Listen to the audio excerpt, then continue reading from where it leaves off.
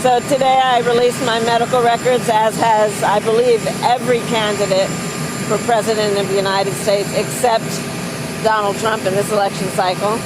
And it's just a further example of his lack of transparency, that on top of his unwillingness to debate again, his unwillingness to do an interview with 60 Minutes, which again is part of the norm of what anyone running for President of the United States does. And I think that it's obvious that his team, at least, does not want the American people to see everything about who he is.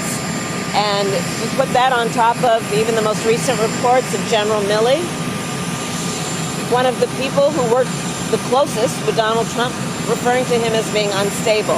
And it is clear to me that he and his team do not want the American people to really see what it is that he is doing and whether or not he actually is fit to do the job of being President of the United States.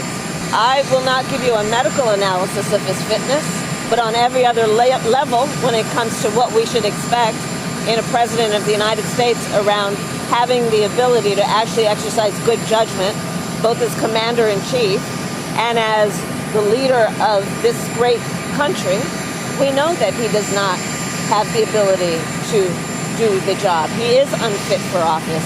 He talks at his rallies about fictional characters. He constantly is in a state of grievance about himself.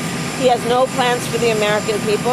And then he just makes things up on a full-time basis with the intention to make the people afraid, to make people fear that which they should not be afraid of. But he does it in a way that he thinks, I think, will compel them to believe that somehow he is the savior, when in fact he is quite unfit to do the job. So this is a tight race, but the choice is clear. The voters have a choice between what we are offering, which is to look to the future of America and invest in the American people, or a Donald Trump who is constantly trying to take us backward.